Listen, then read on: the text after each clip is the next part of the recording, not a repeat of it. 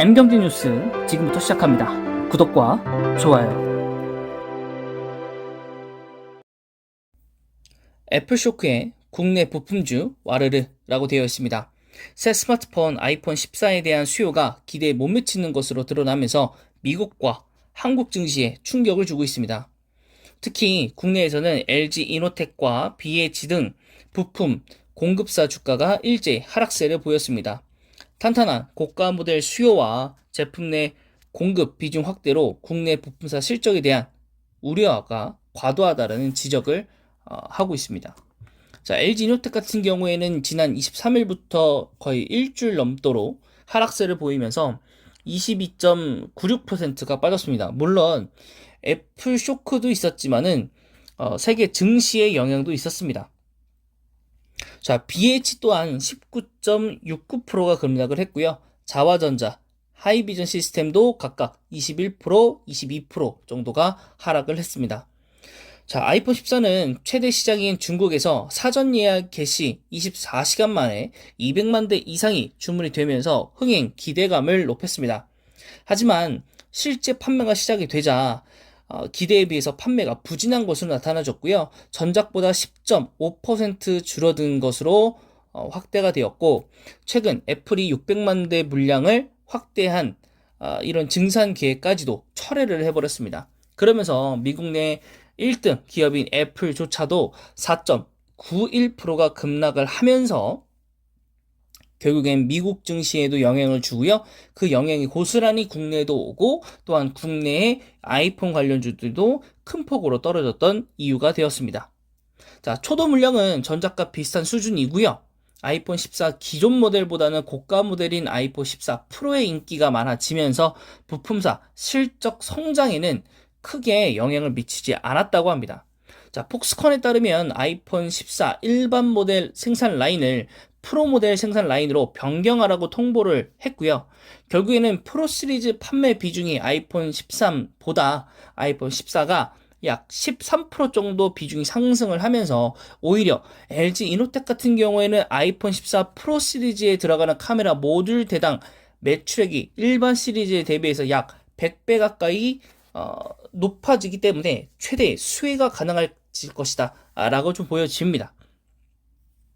결국에는 부품주마다 어떤 것은 프리미엄 모델에 들어갈 것이고 어떤 거는 이제 보급 라인에 들어갈 것인데 어떤 이 핸드폰 비중이 많아지느냐 혹은 어떤 기종의 판매량이 높아지냐에 따라서 그 수익성이 많이 달라지기 때문에 네, 그것만 놓고 따져 본다면은 지금 현재 요 내용상으로는 아무래도 프리미엄 라인으로 많이 판매를 할 것이고 이제 국내 갤럭시 또 마찬가지로 Z 플립과 폴드 4를 메인으로 팔다시피 여기도 마찬가지입니다.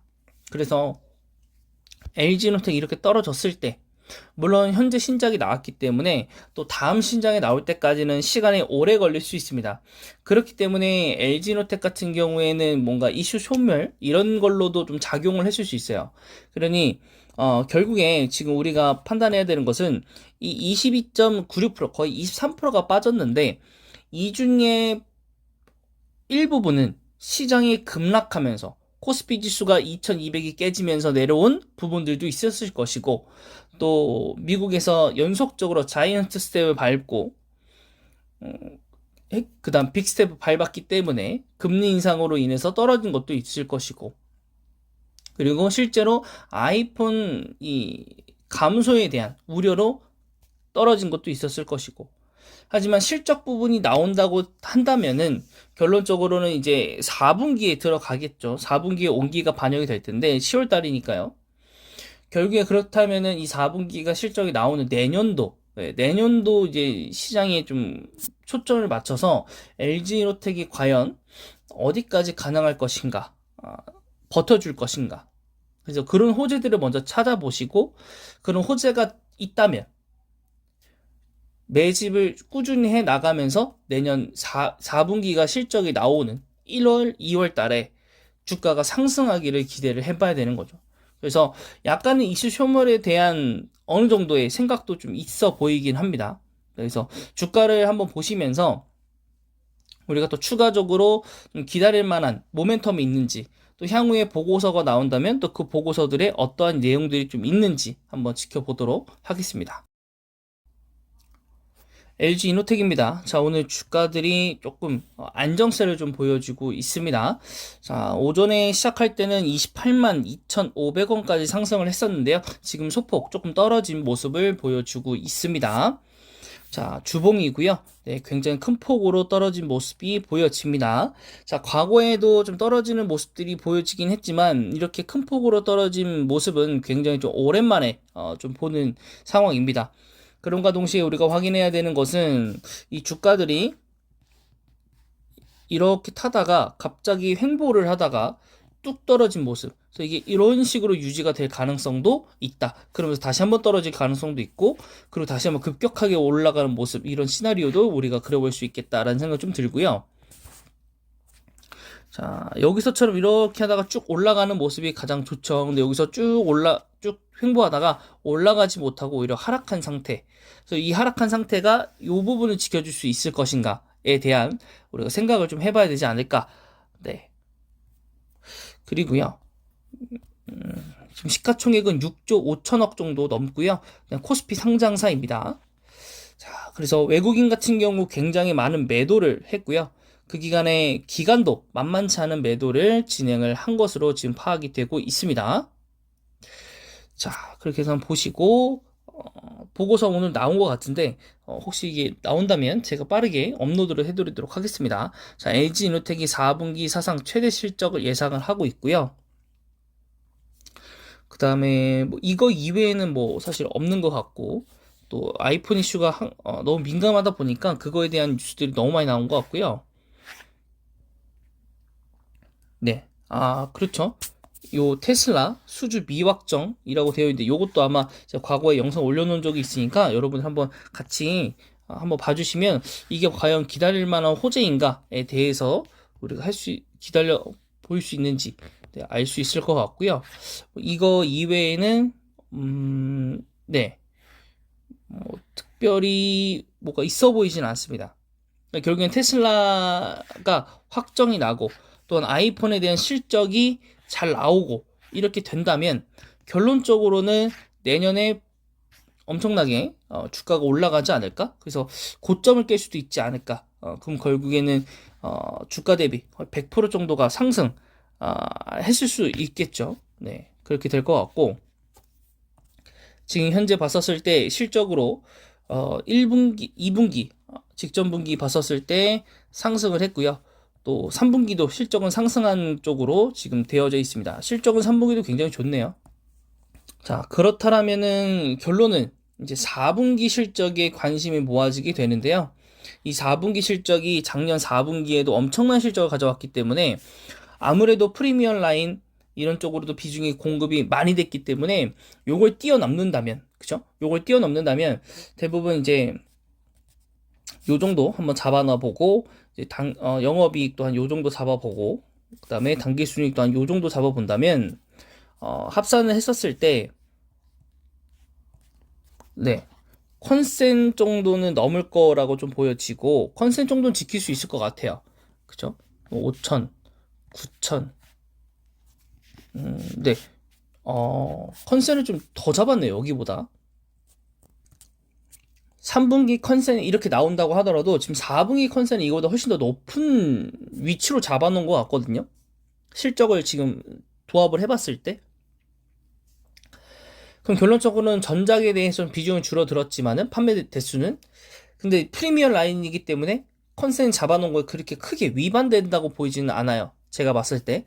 그러면 결론적으로는 지금 매년 상승 곡선을 그리고 있는 매출액, 영업이익, 단기순이익입니다. 그럼에 따라서 영업이익률, 순이익률, ROE까지 올라갈 것이고요. 또 부채 비율 내려가고 있고요. 유별 올라가고 있고, EPS 엄청난 상승, PBR은 오히려 감소, 그리고 PBR도 감소, 그리고 배당까지 주는 그런 착실한 종목이라 볼 수 있겠습니다.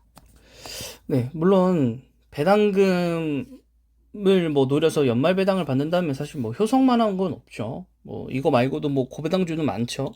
하지만은 우리가 연말을 또 기다릴 수 있게끔 하는 원동력이 될 수 있는 게 일단은 배당금이 있기 때문에 배당금 확대, 그리고 PER, PBR이 굉장히 저퍼고 거기 ROE까지 제가 예전에 여러분들에게 업로드했었던 저 PR, 저 PBR, 그리고 고 ROE 요게 딱 부합하는 종목이지 않나 싶고요.